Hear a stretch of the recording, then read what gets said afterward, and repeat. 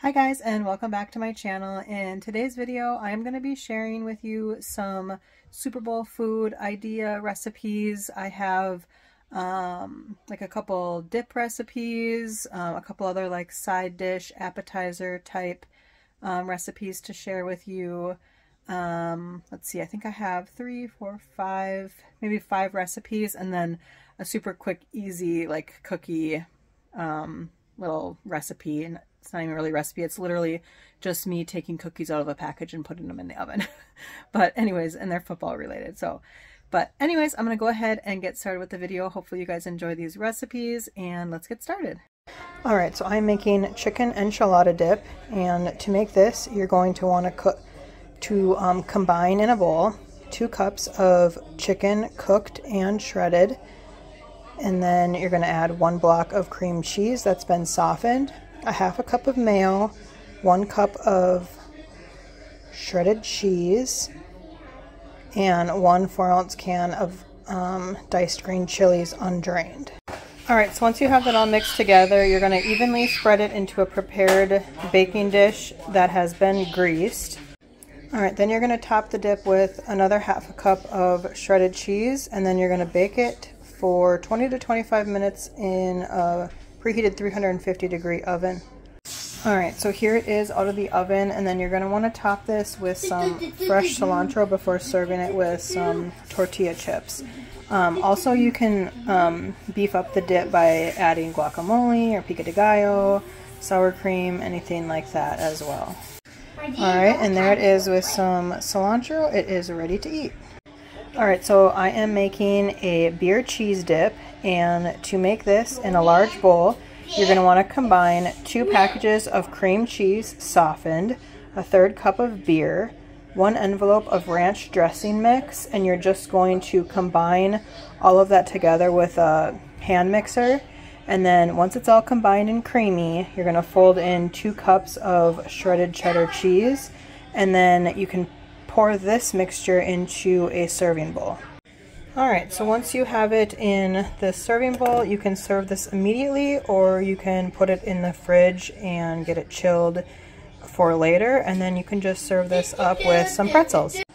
Alright, and for a fun dessert idea, you could just grab these from any grocery store, Walmart, Target, anything like that, anywhere that sells groceries. I'm sure you may be able to find these, but I'm just going to cook them according to the directions on the back here, and then enjoy as a fun football themed dessert. Alright, so I have them on the cookie sheet here. My oven is preheated, so I'm going to throw them in. Alright, and here's how they turned out of the oven. Okay, so I am making chicken Hawaiian roll sliders, and to get started with this recipe, you are going to want to preheat your oven to 350 degrees. Prepare a baking sheet with parchment paper or a 9x13 baking dish with non-stick cooking spray. In a small bowl, you are going to want to mix together a 1/2 cup of melted butter, 1 tablespoon of dried parsley, 1 teaspoon of garlic powder, a 1/2 teaspoon of onion powder, and a 1/2 teaspoon of dried dill. And once you have that all mixed together, you're just going to set that aside. Slice 1 package of Hawaiian dinner rolls through the middle, and then place the bottom on the prepared baking sheet or dish, and then you're going to brush about 2 tablespoons of the seasoned butter mix on the bottom of your dinner rolls here. Alright, so then you're going to start with 1 layer of sliced cheese, and I did 6 here, and then you are going to layer on sliced deli chicken. Alright, and then you're going to top your chicken with 8 slices of crispy cooked bacon. I'm taking the easy route and doing the already pre-cooked bacon on there, and I think I did add an extra slice or 2 on mine. And then on top of the bacon, you are going to add a 1/3 cup of ranch dressing, and then you are going to top that with 1 more layer of cheese slices. Alright, now that you have your cheese topped on there, you are just going to add the top of your dinner rolls to that. And then you are going to pour the remaining seasoned butter that you have over the top of your dinner rolls. Okay, now you're going to cover the sliders with aluminum foil and bake for 20 minutes. And then you're going to uncover and continue baking for an additional 10 minutes or until the sliders are golden brown. And then you'll cut the sandwiches apart and serve them warm. Okay, and here they are out of the oven. And like I said, you just cut them up and serve them warm and enjoy. Alright, so I am making loaded tater tot appetizer, and to get started with this recipe, you're going to preheat your oven to 450 degrees. Okay, and then you're going to spray a muffin pan with cooking spray. You can use just a regular muffin tin, or you can do smaller ones. Obviously, if you do the smaller muffin tins, you'll only need to put a couple tater tots in. But for the bigger ones, once you spray this, you're just going to put about 4 to 5 tater tots in each muffin cup. I'm not sure if I'm going to use all of these muffin cups or not, just because I'm not serving a whole party today. We'll see. Okay, so I did decide to just fill up my muffin tin. So what you're going to do is place the tater tot muffin pan on the bottom rack of your oven and bake for 10 minutes, and then you're going to remove the pan from the oven. Okay, so then you'll take this out of the oven, like I said, and then you'll take like a small juice glass or a shot glass, and you'll just kind of smash in the tater tots and kind of form like a little cup or dent with your small little glass here. And then you are going to put these back into the oven for an additional 15 minutes or until the tater tots are a deep golden brown color.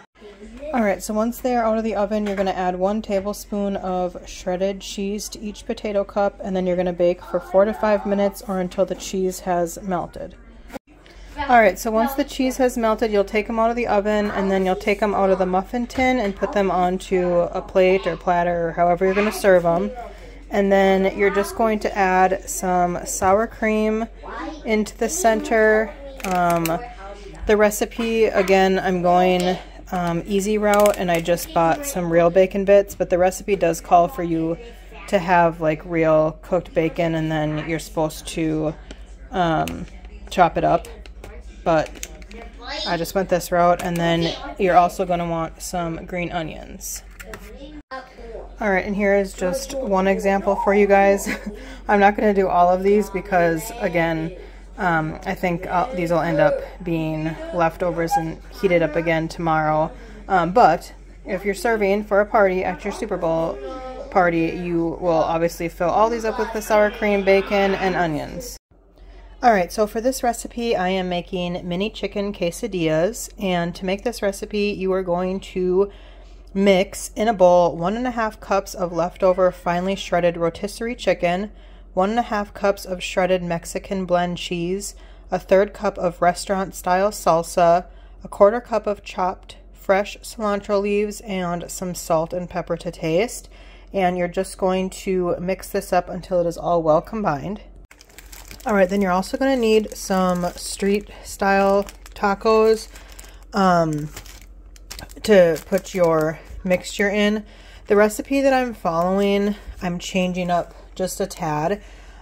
So the recipe I'm following wants you, well, I'm following a couple of different recipes. The original recipe that I'm calling for, I believe wants you to toast these up a little bit in the oven. And then it wants you to put your mixture in, and then you're going to like fry it in canola oil.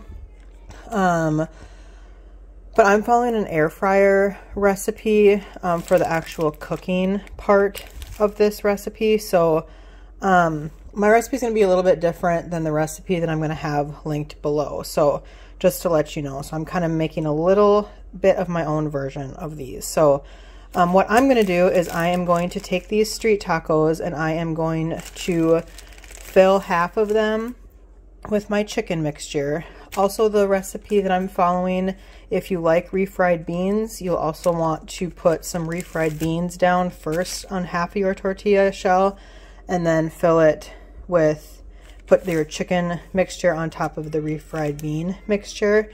And then I'm just going to fold mine over, and I'm going to spray it well with some cooking spray on both sides of the shell, and I am going to put mine in the air fryer.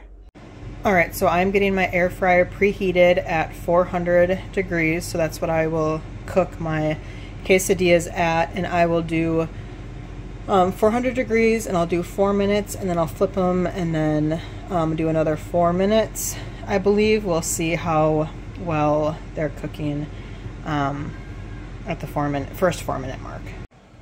Okay, so I changed my mind. I did actually just put just a little bit of olive oil on the outside of my shells instead of the cooking spray, but now I'm just going to fill half of these up with some of this chicken mixture. Okay, so I have them half filled up now. I'm just going to fold them over here and hope that they stay shut. My air fryer is preheated, so I'm just going to, like I said, I'll set these in my air fryer and then cook them for 4 minutes. Okay, so here's how they look. I didn't do quite 4 minutes on the other side, so 4 minutes on both sides was a little too much. I'd maybe do 3 and 3. I'm not sure, but anyways, they're all done. You can top them with whatever you'd like, salsa, guacamole, whatever, but you can just serve and enjoy. Alright, you guys, I'm going to wrap up this video here. Thank you guys so much for watching. If you enjoyed the video, please give it a thumbs up. Subscribe to my channel if you haven't already, and I'll see you guys all in the next one. Bye!